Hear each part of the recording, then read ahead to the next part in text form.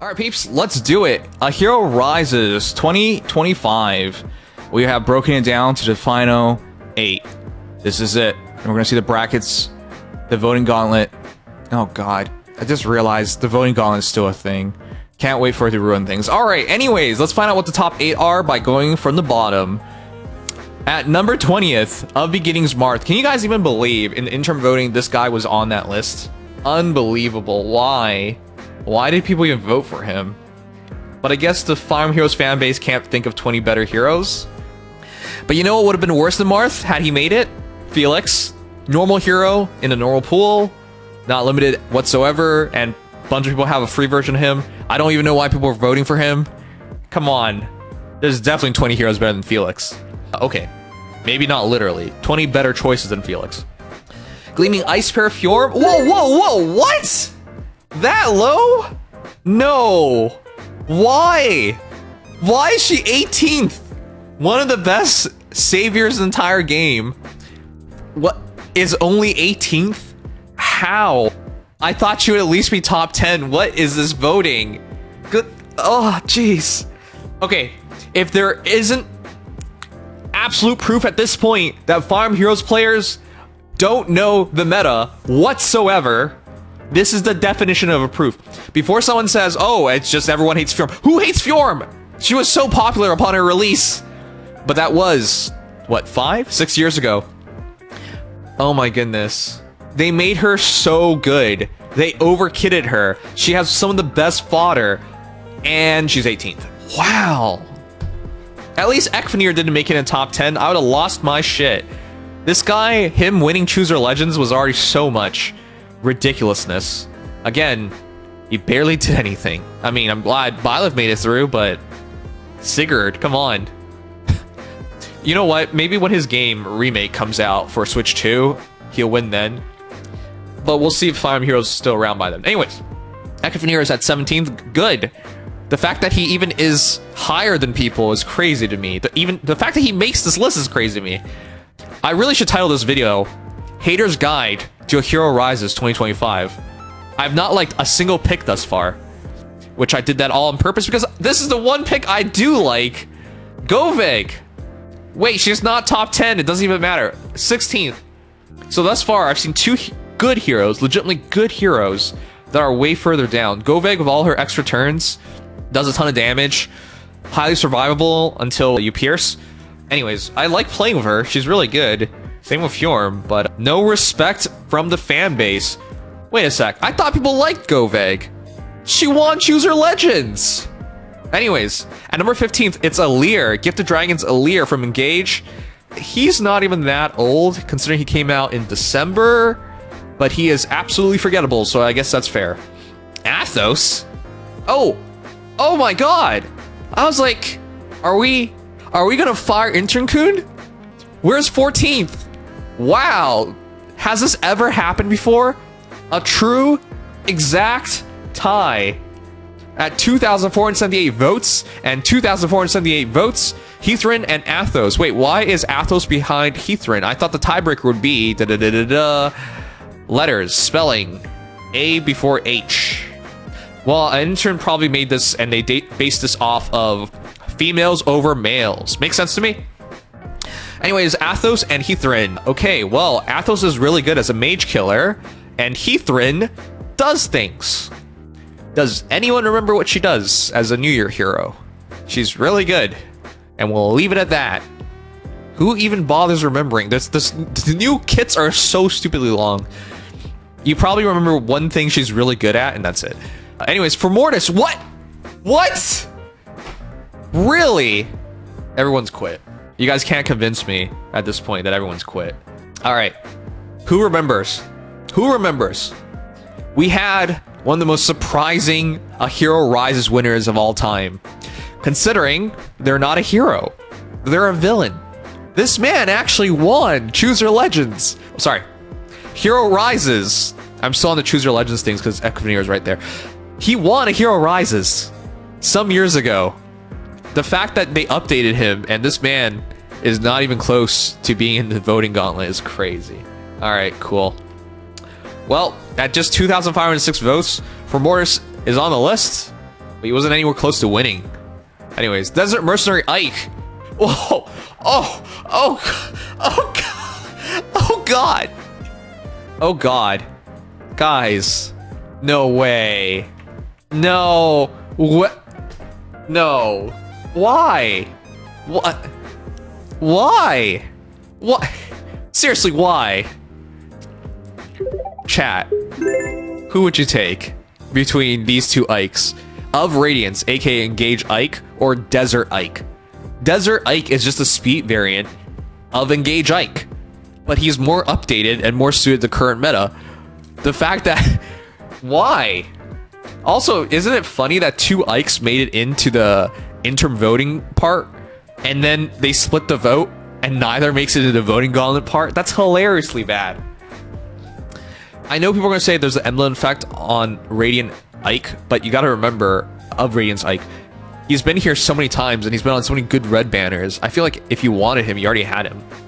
Not that it matters, because the two Ikes split the vote, and neither of them are going to make it in top 8, so we can't even vote for them.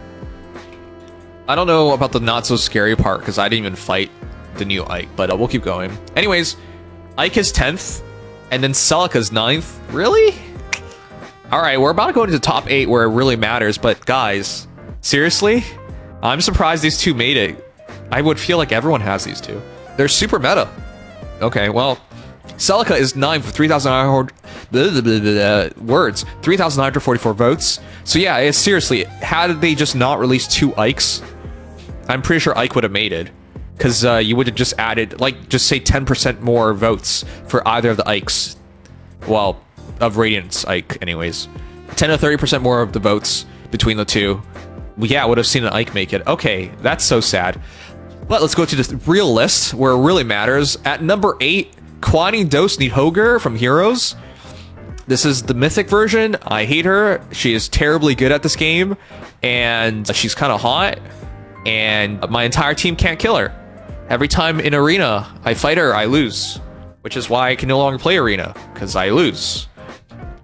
And then in even in like Ether raids, I love when you bolt tower her to 1 HP and then you lose, because that should be a thing. Anyway, she breaks the game. I'm glad people want to EOS sooner by letting her have a chance of winning. Okay. The problem is, if this version is at 8th, that means the other version is even higher up. Guys, between the two Nidhoggers, which one do you prefer more? Because I prefer the winter one. Because she's blue, which is a better color, and she has slightly better update. She's slightly better updated, and she fits in more modes. Oh, you hate both of them. Okay, well, that's fair. Anyways, she's really good. At number 7, we have Ira, Genealogy of the Holy War, which is good, because that's the first one I voted for that actually made it in. By the way, if you haven't seen my votes, here they are. So, I voted for Ira. I'm glad she made it in. I'm actually surprised for Mortis to not make it in, because I thought for Mortis was such a good pick. Well, Ira made it in. I'm glad. She's definitely worthwhile. She has a legacy to back it up as one of the most popular sword characters in this game of all time.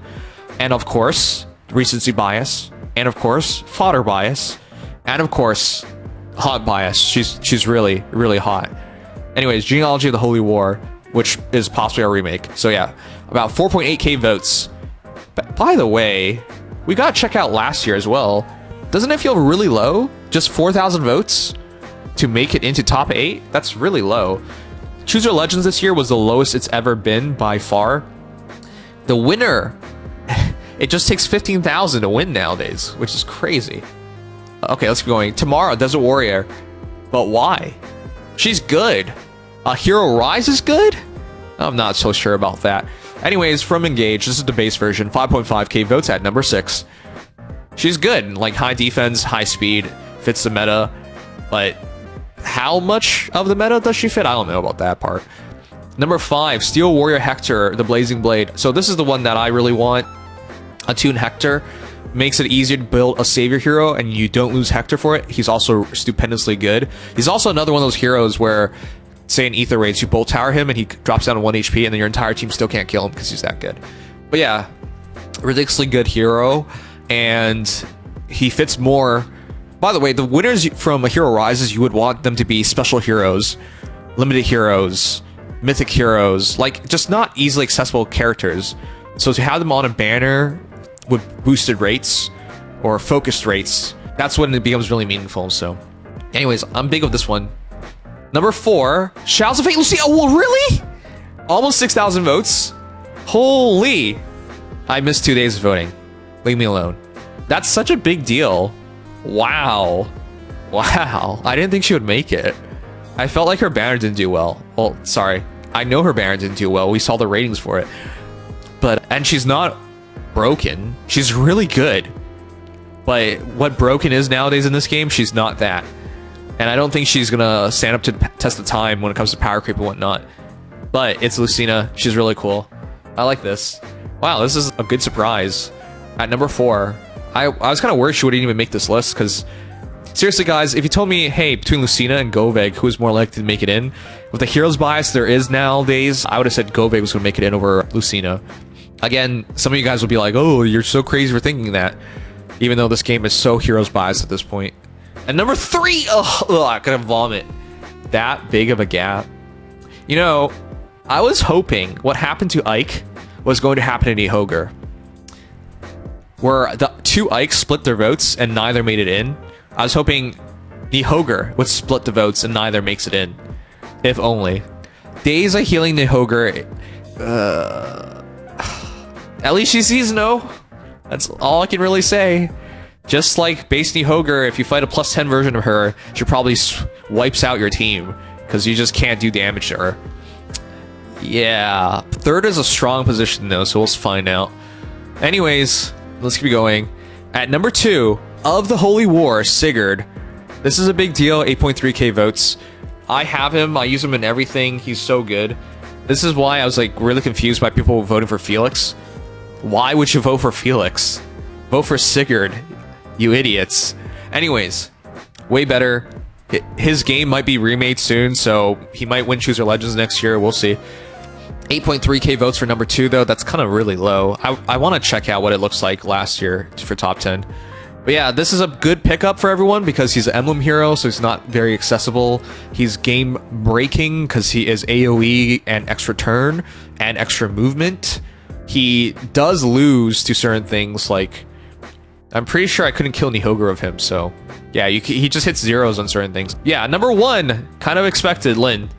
She was my first vote, so I expected this to happen. The recency bias is one thing. She's still very new. Right? Came out end of 2024.